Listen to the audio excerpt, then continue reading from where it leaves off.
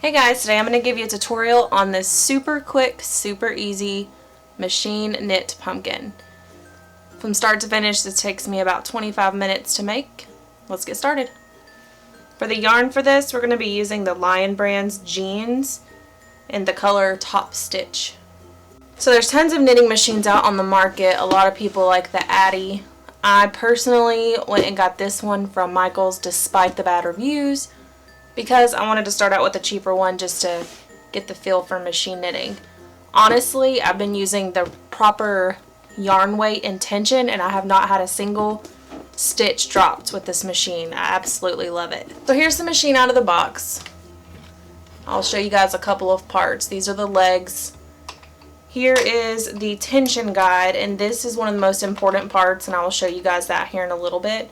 Here is the crank, which is super simple. Here's a little switch here. I'll be honest, I don't really know what this one is down here, the P. I haven't got to that part yet, but I know you have to have it in the up position for this particular pumpkin. When we start, we have to make sure that the black needle is on the right hand side of the feeder and the white needle next to it is on the left. We're going to take about 16 inches of yarn and we're going to drop it in the center of our machine. Now we're going to wrap this yarn underneath the black needle in front, okay? So make sure the yarn is going to the right of this. We're going to cast on this direction, so we're going to be going counterclockwise. Now, since this is in front of this needle, this one needs to go behind the white needle. We're going to do every other one. So we're going to be going in front of this one, behind, in front, behind, in front, behind, and so on. And I'm going to keep going around until we get back to our black needle. So we're back to the black needle, and we're going to scoot this white one that we ended on to the right of our feeder, and we're going to have our black to the left. Now this white one right here, it should be behind, because remember this one starts in front. If it's not and it's in front, then you skipped one somewhere, you're going to have to start over. Okay, so now we're going to take this, and this is very important because I have messed this up numerous times. Make sure that your feeder, the yarn is coming out the very tip, because if it's coming out the side like this, it's going to mess everything up. So make sure it's straight in there, and then we're just going to pull it so that it's still going behind that white one. Alright, so now we're going to take our tension right here. And for this weight yarn, I personally have found the best tension for me is going into this second and third one. I do not put it in the first one, but I do kind of loop it, and then I pull it up into the second one, and then I go back down through the third one. And that is the tension that I use for this weight yarn, and I found that it works perfectly, and it's my favorite. What you're going to do is you're going to start turning the wheel slowly and make sure that it's catching and all of the yarn is going underneath each needle that it goes past. When you get back to the black one, that's considered one row. For this pattern, because I want it to be super simple, I'm not going to count any rows. We're just going to make it until it touches the bottom of our surface. Okay, just a quick note. I will periodically, when this starting yarn comes back through, if I see that it's getting a little bit loose right around here, I will take it and I will just pull it snug again. And as you can see, it just tightens up the yarn and we're good to go. Another thing that I wanted to point out to you guys is whenever I am knitting, I look over here in front of me and I just look at these white pegs. Every once in a while with certain types of yarn, you'll have a little piece of yarn kind of flipped up on it. And I just constantly look here, and if I see that, I just kind of push it down and then I continue to go. It just keeps it from dropping any. This machine does come with clips, and I do use these often. Sometimes I don't, it just depends on what I'm making.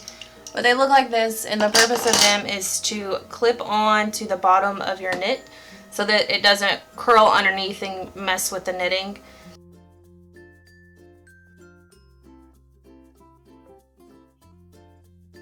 We've knit to the bottom of our surface, so I'm going to go ahead and undo my clips. At this point, I'm going to try to find my black needle, and that's where we're going to end. So I'm just going to go slowly until I see it. Okay, so here's our black needle. And remember, we started with this one, so this one needs to be the end. So technically the white one is the end. We don't want to knit this one again. We're going to take it out of our tension, and you have it here. So at this point, I'm going to wrap it around about 1.5 times to give me an idea about how much to cut off for our cast off. I'm going to cut that. Now we're just going to make sure that it's under these two and it's ending on this one. Now we're going to thread our needle. Now that we have our needle and yarn ready to go, we're going to take our machine and turn it around so that we are looking at the feed. Now make sure right here that this yarn is underneath that white piece, that this yarn is underneath that white piece, and we're going to make sure that the yarn is underneath these needles. And remember, this black one is the one that we're going to be working on first. So we're going to turn this towards us one peg at a time. Now we're going to make sure that this yarn stays underneath these little white pegs. Okay, so this white one that just went down, that's going to be the very last one that we take off. So we're going to be starting with the black one. And then once that needle goes all the way down, we're going to take our yarn and needle, and we're going to go up and underneath and then pull it through. And then we're going to pull it tight. And then we're going to turn it, and then we're going to do the next one.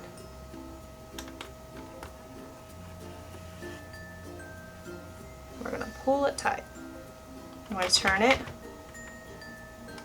And I do these one at a time because if you don't, it's really bad about pulling them off as you're threading them off.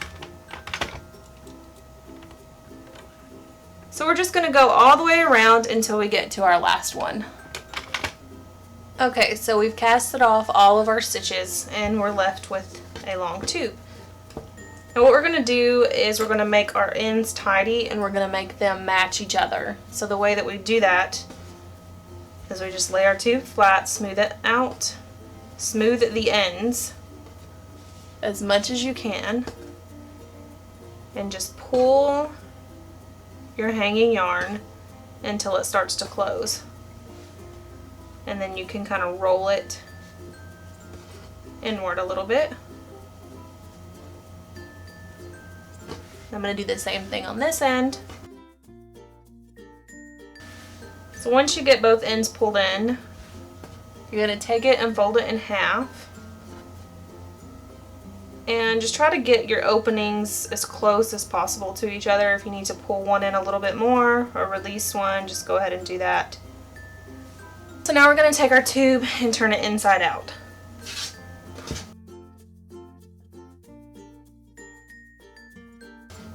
And try to have both ends of your hanging yarn at the same spot, like that. Now I'm going to zoom in and show you guys how I combine these two together so that they both pull together. And this part is probably the most time consuming part aside from casting on all your stitches. So we're going to take your needle and we're going to pull these two layers of the opening up together. Now if you notice, you have a strand of yarn that goes straight, that's holding all these little loops on, and that's on both sides. We're going to take the yarn and we're going to go from the back to the front, to the back, to the front, and we're going to go in parallel to that piece of yarn that's straight and grab that loop. So we're going to start with the first loop after your hanging pieces. And we're going to start with the back or the front, it doesn't really matter. So we're going to go in,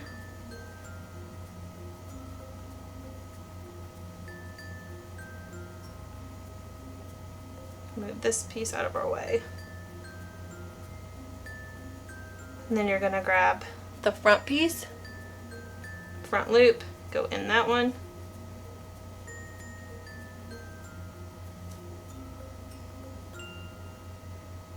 And then we're gonna go to the back, get your next loop.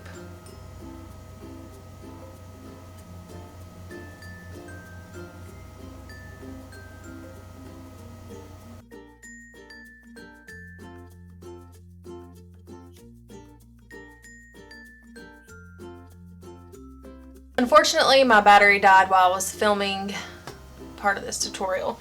So after we cast off all of our stitches, we had what looked like a hat, and then we had the 2 strands of yarn hanging.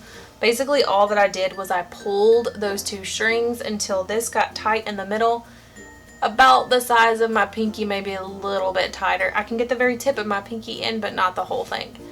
And then I just cut off the hanging yarn, and that is what I did. So let's keep going. We're going to take some polyfill, and I got this at Michael's. You can get it at Hobby Lobby, Joann's, Walmart probably. And we're going to stuff the inside.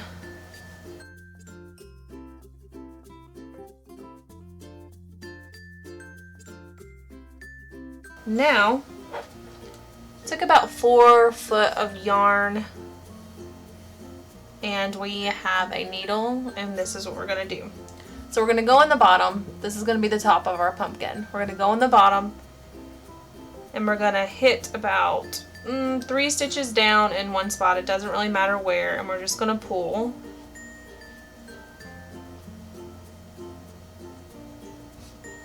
And you're just going to tie a double knot right at the bottom with that tail.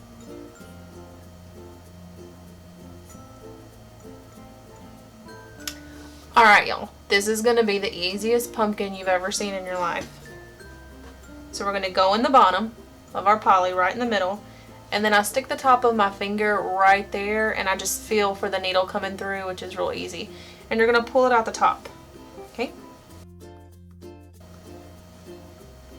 So as you see, it's puckering in the middle, but you don't have a line because we just pulled that first strand through. So now we're going to go back down. We're going to go in through the middle, in the bottom, and out through the top hole again. And now you can see it's starting to gather.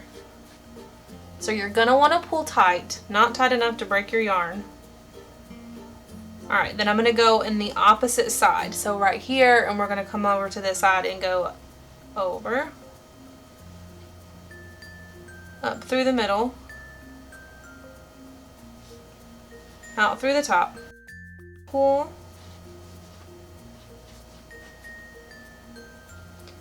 now we're going to go in the sides. We're going to pull pretty tight and then come through the center of those 2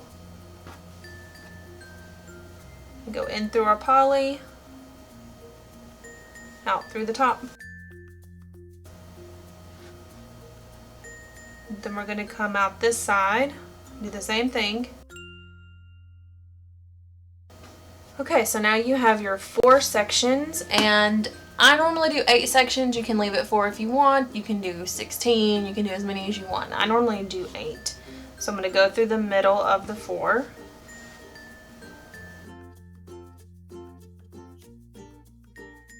Notice right here, this one isn't as tight as I would like it to be. So I'm going to take this right here and just pull it tight, and then go back over again in that same spot. You won't know that there's 2 there. And then go back through again. Tie this off. I'm just going to kind of pull these back, and I'm going to pinch a little layer right here. And I'm going to go through the middle of it.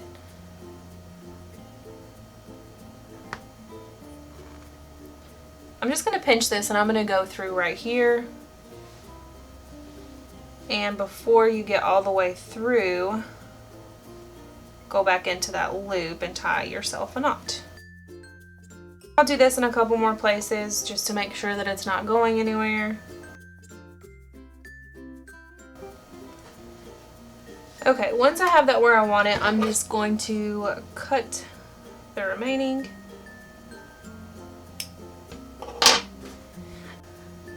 Now when you get to the bottom, you can either take some stuffing out, put some stuffing in if you want it more plump. So here's my stem. These are actually pumpkin stem tags, and we make them at angieandbritt.com. That's angieandbritt.com. You can get them personalized with your business name, your name, or you can get some pre-designed fall ones that we have that have cute sayings on them. So you basically just twist the tag onto itself, and there's 2 holes right there. So I just run the yarn through and tie a knot. And I'll just go ahead and do another double knot.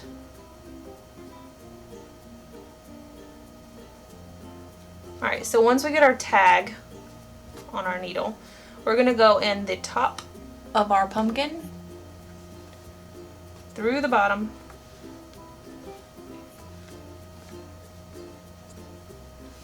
so once you get it however far you want it to stick up,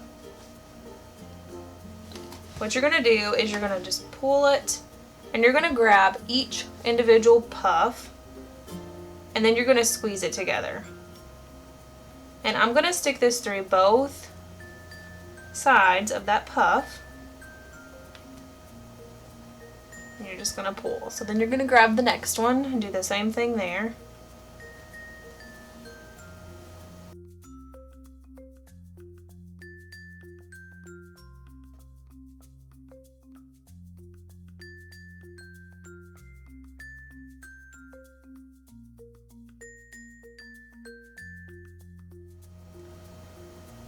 I'm just going to do that in a few more spots to make sure that it's nice and tight. Okay, now once we have it tight, we're just going to cut the extra yarn.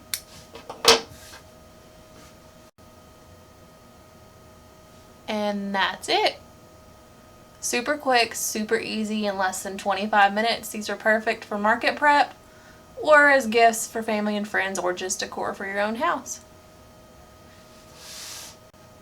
One thing I did want to mention is that when you're starting on your knitting machine, if you make the knit longer, like longer than the table, your pumpkin is going to be more out this way. So if it's shorter, it's going to be more in, smaller than this. And if it's longer, it's going to come out more. Here are a couple of other ones that I've done. Like this one is a little bit bigger, and these were done the exact same way. This one was just longer.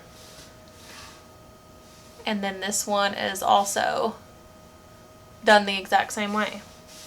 But as you can see, they're all different sizes. It's just a matter of how long you make your knit. And they're all different.